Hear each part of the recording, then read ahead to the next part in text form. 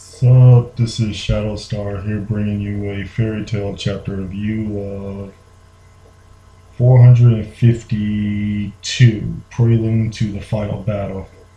I've already went ahead and read this. Uh, well, we learned a few things about Sparagon. Pretty sure I'm butchering that name, but whatever. And apparently something's up with Natsu's arm. He's not willing to tell us for whatever reasons, but he's pretty sure that with it, he can beat Zerf. Quick dialogue note. You remember that grimy little fucker who thought he was invincible at the beginning of the arc when they were going to rescue the Makova? They stopped by that town. You know, the little guy who basically was speed blitzing everybody, then got quote unquote killed off by Brandish. Yeah, he's still alive. Big shocker. Except he's been shrunk down to an ant, and I already like Brandish because she's basically humiliating him by making him paint her nails. So I like this chick. I actually hope that she gets a decent fight, not some bullshit fight, but whatever. And he's asking to be returned to his original size. Yeah, nah. Just leave him like that. Nobody cares about him. Also, you remember that war princess from before? Yeah, Brandis calls her Marie, and Marie calls her Randy. Also, her and Brandis apparently don't like each other at all. Yeah, it would be interesting to see how that goes.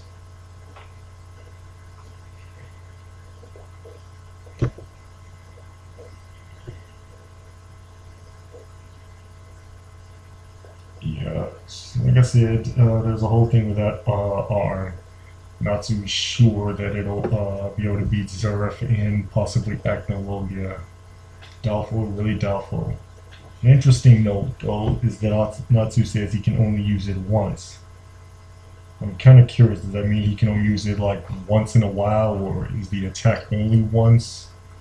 Who knows?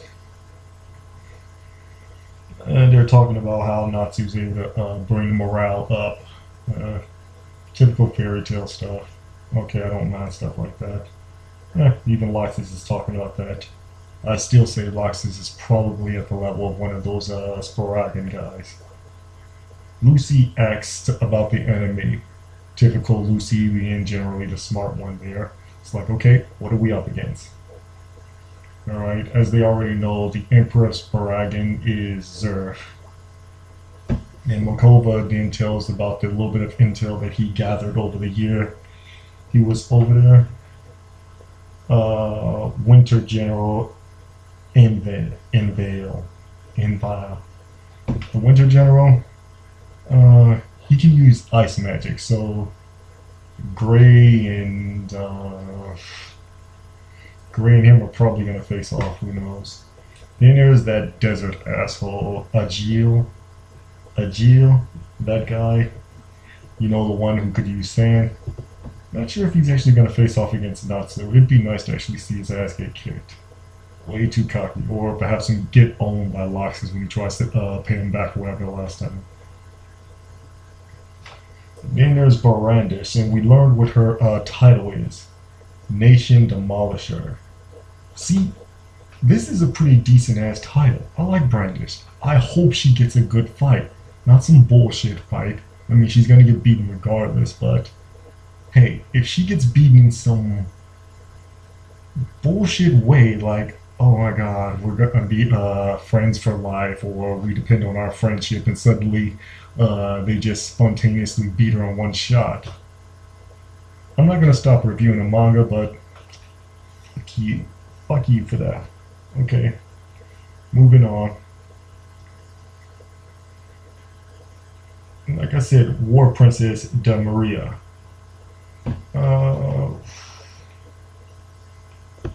Oh yeah, interesting note about Brandish, as you could probably guess from the Nation Demolisher. Uh, she hates to fight, but she has the power to wipe a nation off the map if need be. Basically, she could probably shrink an entire nation to the size of a teapot or even a little tiny marble. It'll be interesting to see how they combat that. Again, it better not be some bullshit way. They better have a legitimate reason for beating her. As for the War Princess Maria, she simply points out that her and Brandish are never going to be friends when Brandish says, "Oh, but the one I don't like is you though." Yeah, that was apparently a comment that Brandish hates doing things, but if Zerf orders it, she'll do it regardless. And then here we have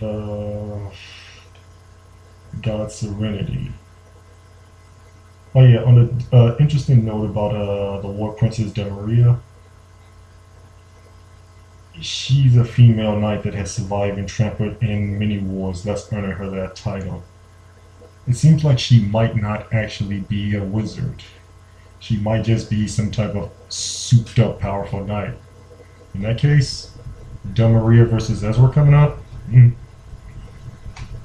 Okay, and then we finally get Ilkum God Serenity.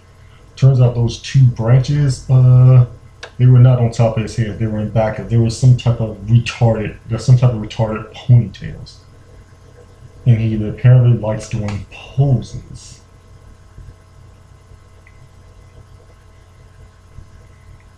As everyone knows, God Serenity is the strongest in the 10 Heavenly Saints, so interesting to see how they're gonna combat him. Of course, you know Elfman is all about men and apparently considers him a traitor. And then Magic King August. Nicole makes that face that's like, oh, we're fucking screwed with this guy. Because apparently he's on a different level than the others, as in he can control every element of magic, even the ancient ones. And if compared to Zerf, he might actually be a little bit better. Man, that morale that Natsu brought up, steadily going down. That's all he has on the members, but the remaining three, all he have is their names: Bloodman, Netherheart, and Badman, Judge Badman.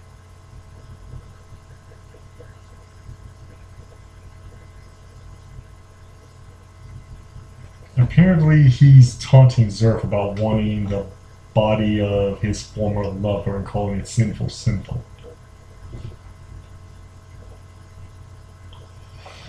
That's rich coming from somebody who looks like this.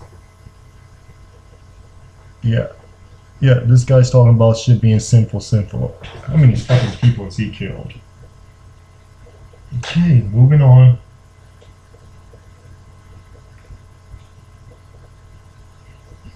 And he says, no, Fairy Heart is magic, not a person. Fairy Heart isn't all that I want. I want Ishgal's destruction too. Mankind must perish. It makes you wonder, why the hell are these people serving him? I mean, they must realize that that all of mankind kinda includes them as well. Agos just simply states that we're pawns. Judge Badman is talking about, that's a very interesting way of putting it. Brandish says nothing, just looking like it's troublesome. God Serenity saying that this is perfect. Yvel, whatever his name is, the Winter General, he's talking about let's start the planning. And then Agil, he's asking, could you leave it to me then? What the fuck is up with this cocky little fucker? if he tries to go at this long, he's gonna get his ass murked. I seriously want somebody to wipe that smug grin off his face. Zerf even says you won't be doing it alone. And Zerf is gonna do an all-out attack. And Marvis is looking like we need everybody in the guild for this.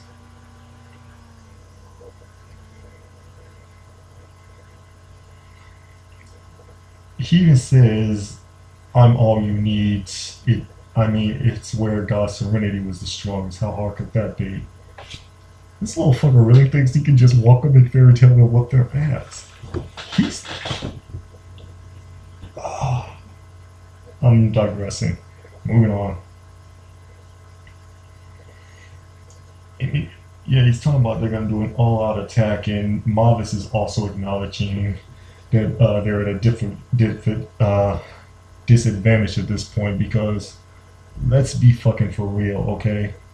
Not fooling around. I say to people who are probably at the Sparagans level is Natsu, Erza, Gray, Loxus, Gildarts if he ever shows his ass up.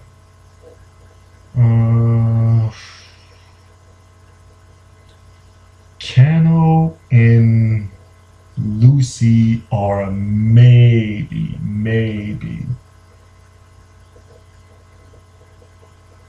Also Gajeel. I'm going to go ahead and give Gajeel his points. He's probably at that level too. Wendy, I wouldn't say that she's at that level, but probably like let's say she could probably team up with like maybe Kano and Lucy and give them a good run for the money, but I highly doubt Wendy could beat one of them on her own. And then they go on to Marvis goes on her fairy tale speech about bonds and friendship and all that. Basically, fairy tale friendship speech number 438. And Zerf says they'll begin advancing, starting with the Dragon King Festival.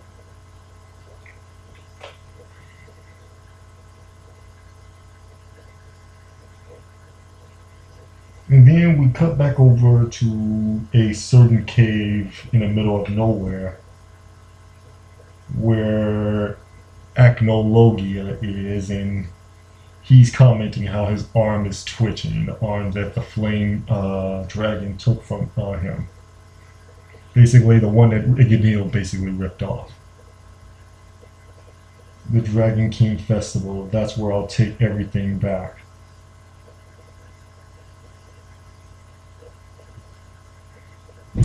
And then he straights dragons on up.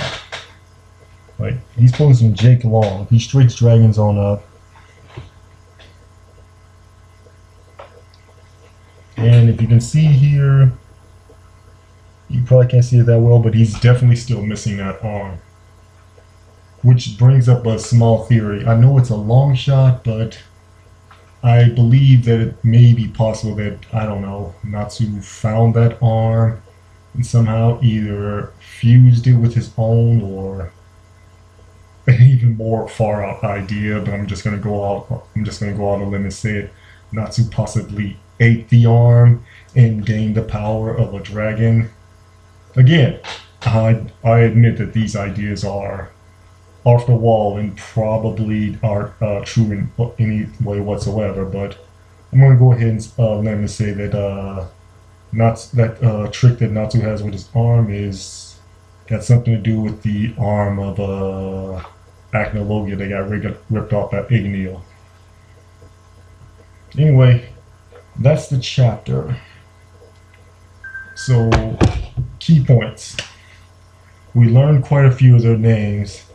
We learned that the 12 Sparagans apparently don't all get along with each other.